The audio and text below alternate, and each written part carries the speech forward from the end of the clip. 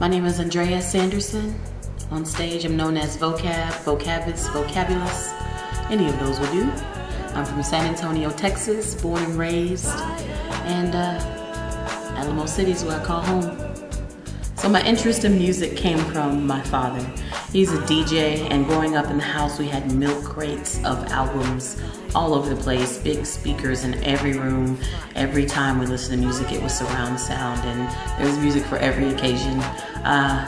So I love music because of my dad, and also in the church, grew up singing in gospel choirs. I mean, that's pretty much the story of a lot of R&B artists, is they grew up singing in gospel choirs, and my story is no different. So the message behind my music is kind of like this. Passion is like a pocketbook. You don't ever want to leave home without it.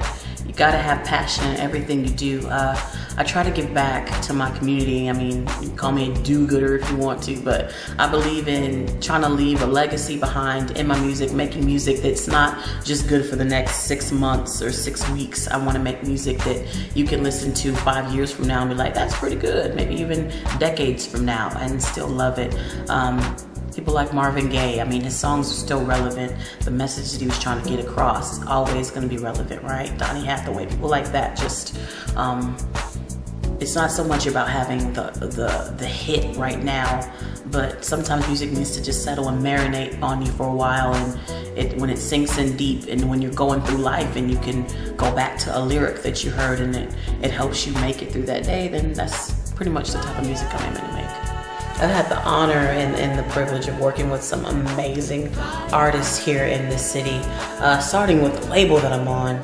Got Try and Mac B. Got to work with some awesome men in this city. DJ Ninja, had a homeboy named Eatsley I worked with, Ronnie Webb, P16, the Cockfield brothers, Edith Rivera, Ghost Electric, Progeny, Ilfisto, Dashae Moonbeam, Levester White, which is one of the dopest producers I've ever had the pleasure of meeting, Mexican Step Grandfather, Karim Zomar, Anthony Martinez, Kevin Wilson, the Unified Soul Dancers. I mean, all of these people. Oh, and I cannot forget my boy, Ammo.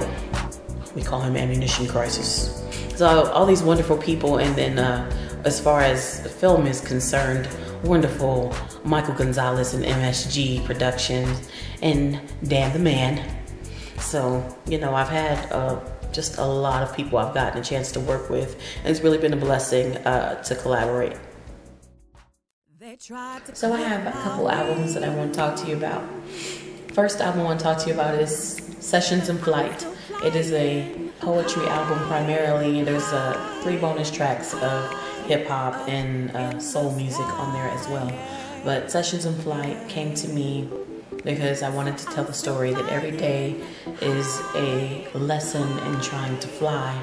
And some days you may not even get off the ground, but we tried every day to get up and fly and soar above adversity and do the things that God put us here to do. It's about pretty much most of the mission statement that I try to give to people through my music is find your purpose and stick to it, and don't give up on whatever you're here to do. And so every poem speaks a little bit of about that and the journey that we face daily with trying to fly and trying to get to where we are in life. My second album is entitled Sound So Sweet Volume 1. It's a mixtape, a collaboration between myself, DJ Ninja, and my good buddy Psy. We call him Try when we're doing hip hop. And we use some great sample beats and lace them with, you know, the lyrical content that I came up with in this crazy brain of mine. And basically, the idea of it is you cut on a song sometimes and be like, oh man, that sounds sweet.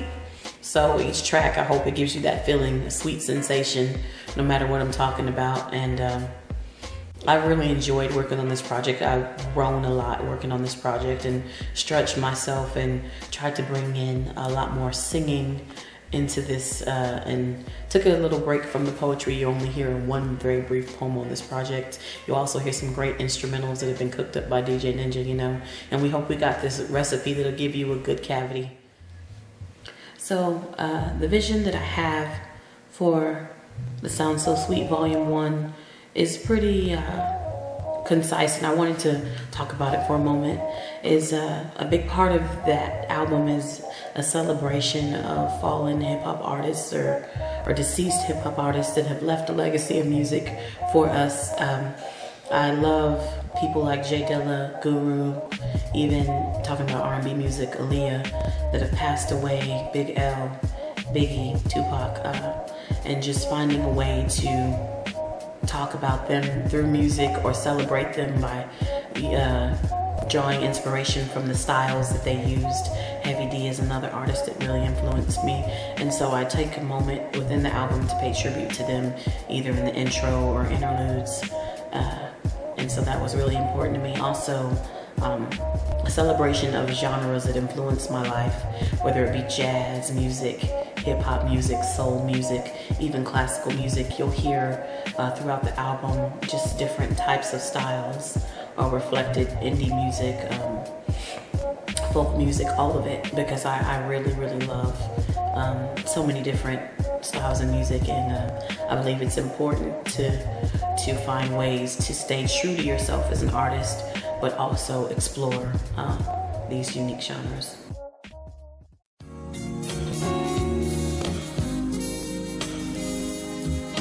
Music is like hands and we are the clay. It just keeps creating masterpieces of disaster, triumph, beauty, language, and more art. It dictates and sets the tone for so many occasions. It's like punctuation, absolutely fundamental as far as I'm concerned.